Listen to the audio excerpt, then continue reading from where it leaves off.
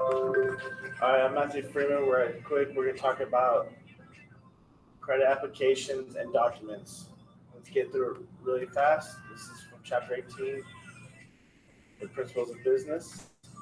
And so the key things that we take from this chapter in 18.3, the credit application document is the three C's of credit. This is what you need to understand: character, capacity, and capital.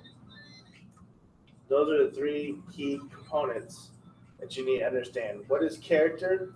Character is referring to your honest willingness to pay the debt. That is one key factor that's going to determine interest rate when you take out credit.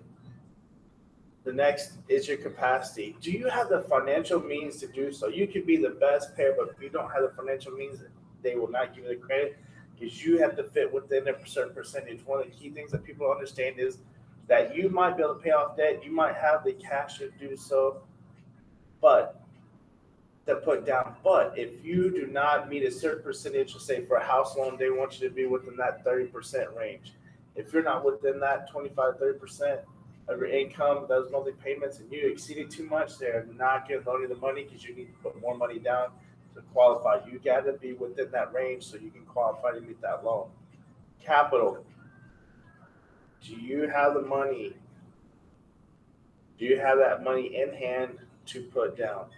So you can have the credit characteristic. You can be a characteristic that qualify. You can have the capital, but if you don't have the complete capacity to do so, that's going to prevent you. You gotta have all three to meet the requirements to be able to get that credit, so you can be able to take out that loan. And that's one thing you gotta understand. All three matter in those three C's, not just one. Okay, credit application. This is very important because you need to make sure you put down the important information that is essential for that business for the business to loan you that money. Okay, in regards if you're doing a business or individual, they're going to ask you some of the similar information regardless of what you're doing. And that is what's going to determine if you qualify for that loan or not. Okay, you need to make sure you fill out it completely accurate and honestly. If you don't fill out any of those, then you'll be disqualified for a loan and you won't be able to qualify for it, and you won't be able to purchase that house or car as you wanted. Okay. Um, so accuracy is the key thing right here. Accuracy. We want to hit that up. You want to make sure that on the application you have accuracy there. Present form employers can verify salary figures. They're going to want verification. Typically, what you do is you're going to want to take in a pay stub. Take in your pay stubs. Okay. Print out copies of it. Okay. Bring an old W-2 depending on how recently the tax year ended. Bring in something that can show proof of how much you make yearly or monthly so they can know that those figures add up. Every loan is going to want something, doesn't matter if car loan or home loan, they're going to need something to verify. Okay? You want something from your landlord that shows how long you've been there renting, how you've been able to make dedicated payments, and so, okay? Personal references are great also. So, how do you establish credit? How do you get going? The easiest thing to do is open up your savings and checking account first. Lenders want to see what you're spending money and how you're balancing your money, how much money you can save. Okay, the great thing about a lot of the banks now is that they have these little pie graphs that they can show of how your money's being spent and where it's going, what percentages, and how much you're bringing in, how much is going out. So that helps banks already automatically know what's going on with your money. The creditors know this stuff. Okay. Main things, you want to make regular deposits in savings accounts. You want to show that you're saving money. Okay. You want to show that you know how to manage your money. You don't blow all your money that you're earning, that you put a certain percentage aside. This helps when you're trying to get especially a card loan from the local bank that you're using. Because as you're saving more money, they'll have the desire to offer you a credit card. Might not be something great like $300-500, especially starting out, but hey, you can use that and you can make small, what we call 30-day period purchases. Something that you can purchase that you know you can pay off within the 1 month time period or less. Okay. So you're gonna go pump the gas in your car and you're gonna pump it, and then say at the end of the week you put gas in, you say I've spent $50 on gas, I'm gonna go ahead and make a payment to a credit card for $50 and just go ahead and transfer it over. Why? What we talked about earlier, one, you get charged almost no interest. You either get no interest, two, very small interest, and so it's not like you're really paying the interest, but that helps you build up credit. Okay, banks want to see that you're borrowing money.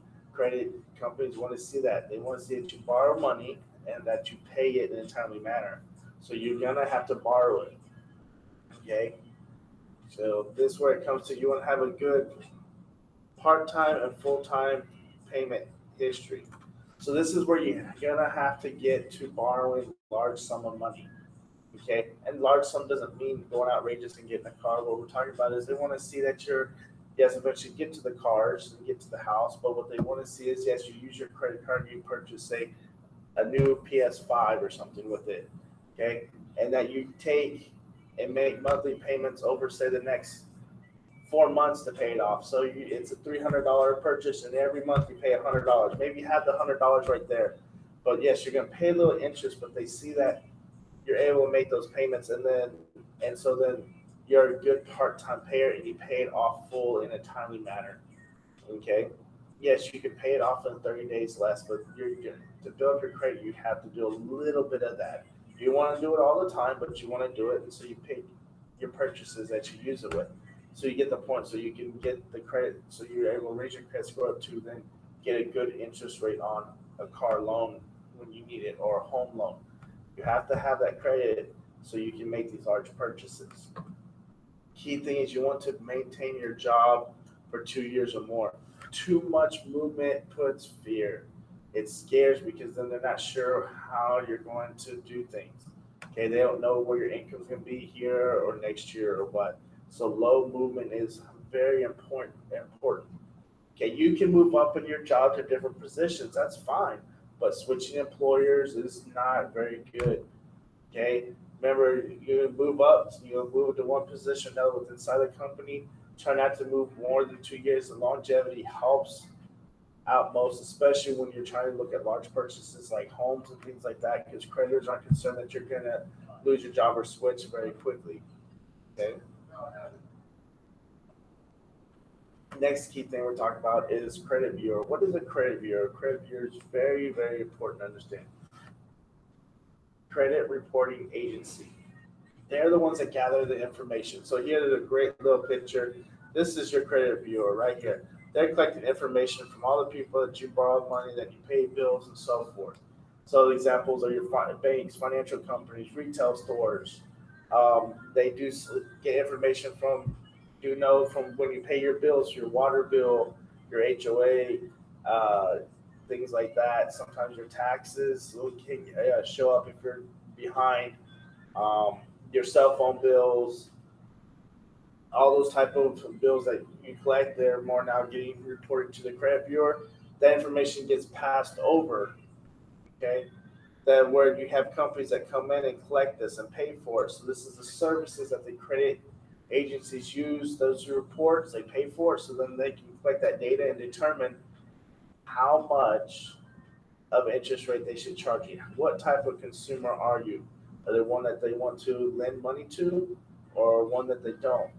How it tells key things like how long it takes you to pay off a loan, how long it doesn't take you to pay along, how often default, when you default, how much are you late, how often you're behind and not behind. Okay, that's how they generate money. Okay, what kind of information is your credit report, Ben? We're just gonna hit it up real quick. It has your personal information. It has your public records.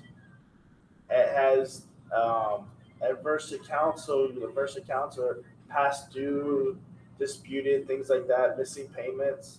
It's gonna have accounts in good standing. Okay, credit history, requests. So anybody that filed a request stating, when you apply for a mortgage, a loan, credit card, charge cards, any of those personal statements. Okay. Identity theft, unemployment, and dispute. Any of that stuff will pop up on there. Okay. Credit documents.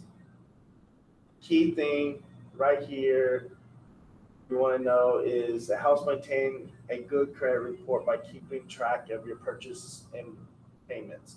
So you want to keep those receipts. Okay. So right there, maintain. You want to highlight maintain.